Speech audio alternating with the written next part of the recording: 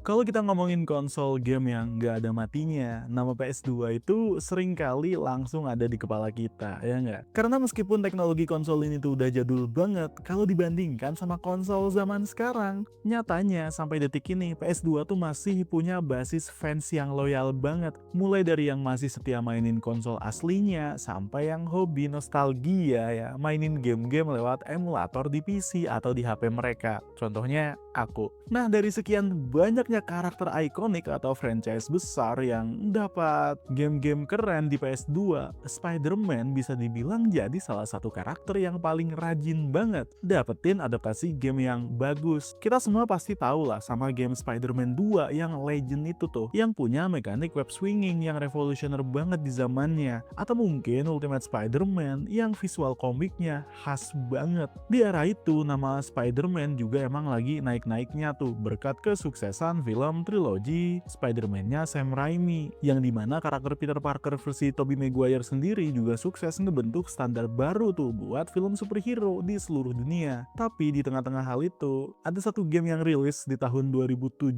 yang punya konsep unik banget ya, paling beda sendiri, tapi ironisnya bisa dibilang jadi salah satu game yang paling disia-siakan, yaitu Spider-Man Friend or Foe. Dan langsung aja kita mulai. Seperti yang aku sebutin, kenapa aku bilang game ini tuh disia-siakan, bahkan mungkin sama developernya, karena game ini punya aset yang luar biasa mahal. Mereka punya lisensi buat ngebawa elemen penting dari universe-nya Spider-Man Tobey Maguire, mulai dari desain kostum sampai villain-villainnya, dan menyatukan mereka dalam satu game. Jadi di game ini tuh istilahnya udah lengkap banget, dimana semua musuh dari film di versi bioskopnya itu kumpul jadi satu buat kerjasama bareng Spider-Man. Konsep ini harusnya bisa jadi fan service yang luar biasa, tapi nyatanya eksekusinya ancur-ancuran. Jadi game Spider-Man Friend or Foe ini itu tuh dibuat sama developer bernama Binox dan Activision pada saat itu. Spider-Man Friend or Foe itu tuh openingnya dibuka dengan sebuah adegan yang langsung bikin para fans film Sam Raimi pasti seneng banget.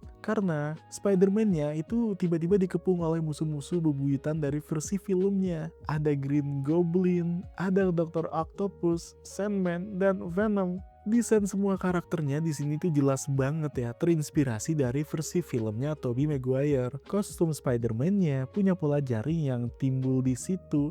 Terus desain wajah Green Goblin-nya juga mirip Green Goblin versi Willem Dafoe. Dan wujud Venom-nya juga ngambil referensi dari film Spider-Man 3. Bagi para fans Spider-Man versi Tobey Maguire, ngelihat keempat villain besar ini berada di satu screen yang sama, bisa dibilang ini tuh luar biasa banget. Nah, tiba-tiba muncul serangan tuh dari makhluk asing yang disebut sebagai Phantoms. Makhluk-makhluk ini tiba-tiba menculik para musuh Spidey dan mencuci otak mereka di bawah kendali seseorang yang misterius. Spider-Man sendiri untungnya diselamatkan oleh Nick Fury. Iya, jadi di universe ini ada Nick Fury dan dia dibawa ke helicarrier.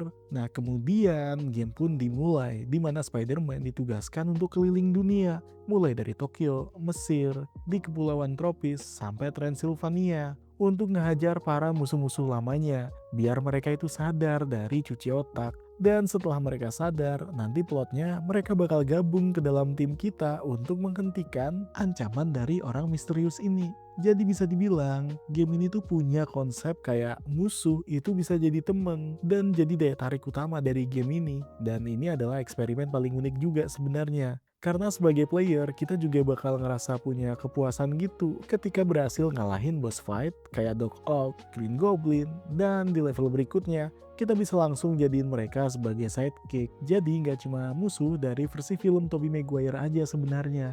Game ini juga ngasih fanservice tambahan yang masukin karakter superhero lain yang juga dari Marvel yang pada saat itu ya jarang banget muncul di game. Kayak Blade, Iron Fist, Black Cat, sampai Prowler. Keberagaman banyaknya karakter ini di awal game juga bener-bener kerasa bikin fresh dan bikin kita penasaran buat namatin gamenya demi bisa ngebuka dan ketemu sama karakter-karakter lainnya. Sekarang kita masuk ke pembahasan utamanya, kenapa game dengan konsep sekeren ini bisa dianggap gagal memaksimalkan potensinya. Sebenarnya masalah terbesar dari game Spider-Man Friend or Foe itu ada di keputusan arah kreatif dan gameplay yang diambil oleh developernya. Mereka tuh kayak udah punya bahan baku makanan makanan restoran bintang 5 gitu lah. Tapi malah dimasak jadi makanan murahan. Kenapa? Karena ada perubahan estetika yang terlalu kekanak-kanakan. Nah, trilogi film Spider-Man versi Sam Raimi itu kan disukain karena punya bobot emosi yang pas. Ada dramanya, ada cerita tentang Peter Parker yang berat banget, dan atmosfer pertarungannya yang kerasa intens juga. Apalagi di film Spider-Man pertama, kematian Norman Osborn itu ikonik banget. Tapi di dalam game ini, semua atmosfer itu tuh kayak seakan dibuang total. Developer malah milih gaya visual, cel shades atau ya kartun yang terlalu simple dengan proporsi karakter yang agak-agak komikal gitu. Ceritanya diubah jadi kayak kartun anak-anak hari Sabtu pagi, kayak Cocomelon, dan dialog antar karakter yang seharusnya bisa digali secara emosional. Misalnya kayak gimana canggungnya Peter harus kerja sama lagi sama Sandman, atau orang yang mungkin hampir nge-kill Bibi May, yaitu Doc Ock, malah diganti sama gimmick bercandaan receh dan celutukan-celutukan konyol. Game ini tuh kehilangan jati diri universe aslinya demi ngejar pasar anak-anak. Gak cuman itu, game ini juga punya lore yang gak konsisten dan cerita yang gak manuk akal. Buat kalian yang suka banget dan ngefans banget sama Spider-Man versi Tobey Maguire, cerita di game ini bakal bikin kalian mungkin kayak, ini kok aneh banget ya? Karena gini, secara canon atau secara ya cerita utama film, Green Goblin dan Doc Ock itu kan diceritakan udah tewas ya. Nah, di game ini mereka tuh tiba-tiba hidup lagi, ya kayak seakan sehat walafiat aja, kumpul bareng Sandman dan Venom tanpa ada penjelasan ilmiah atau magisnya sedikit pun.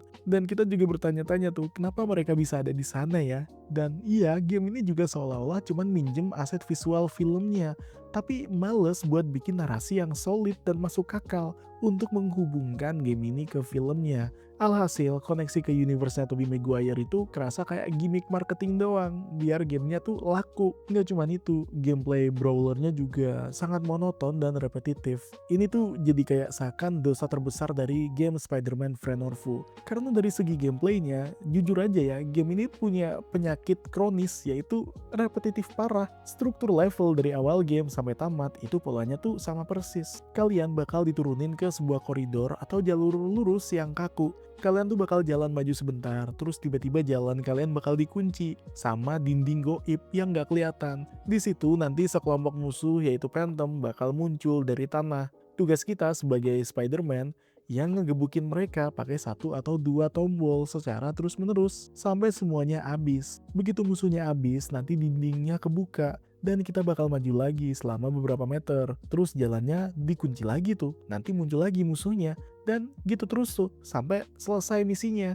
Game ini tuh nggak punya puzzle atau teka-teki yang bikin ngasah otak juga, dan bisa dibilang sama aja nggak punya elemen eksplorasi. Padahal jualan utama dari game Spider-Man itu adalah kebebasan kita sebagai Spider-Man buat swinging di berbagai tempat, yaitu kebebasan untuk berayun di gedung-gedung tinggi. Sayangnya di game ini kemampuan tersebut bener-bener dikebiri abis dan cuma dijadiin animasi buat lompat ngelewatin jurang kecil aja. Sisanya kita jalan kaki di lantai. Kemudian, karena game ini tuh didesain buat audiens casual atau anak-anak, tantangan di gamenya bisa dibilang hampir nol. Kecerdasan buatan atau AI musuhnya juga pasif banget. Mereka sering cuman berdiri nunggu giliran buat dipukulin. Bahkan kalaupun kita atau karakter sidekick kita itu mati, konsekuensinya juga bakal minim banget.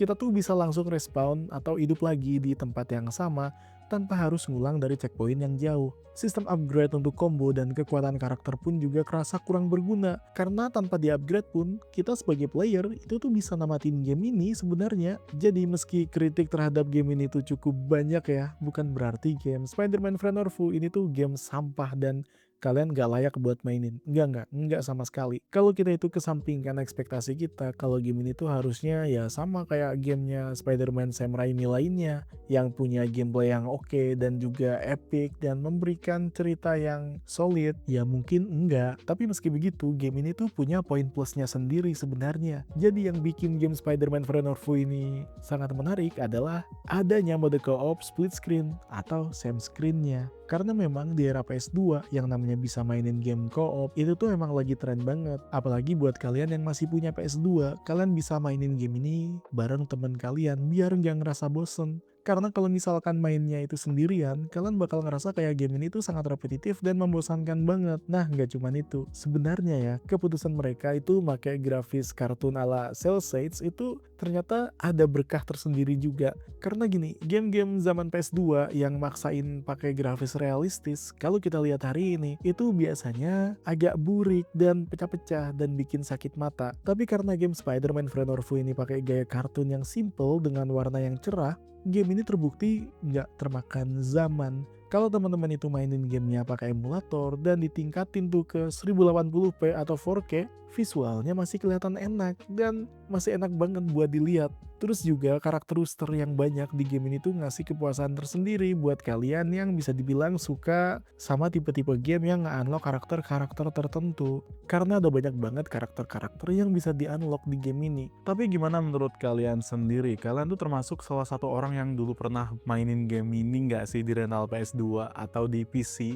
Dan kira-kira nih, siapa karakter sidekick paling kalian suka di game ini? Coba deh tulis di kolom komentar. Oh ya, terima kasih udah nonton. Kalau kalian suka video-video seperti ini, jangan lupa untuk like dan juga subscribe channel ini biar nggak ketinggalan video tentang pop culture, game, dan pembahasan menarik lainnya seputar dunia persuperheroan. Dan juga, aku udah taruh link di deskripsi di bawah buat kalian semua yang pengen check out berbagai merch yang berhubungan dengan Spider-Man. Di situ ada kaos, ada PS5 juga kalau kalian mau beli, ada game Marvel Spider-Man, kalian bisa klik link di deskripsi di bawah. Dan juga yang aku pin di komentar. Terima kasih udah nonton dan sampai jumpa lagi di video berikutnya.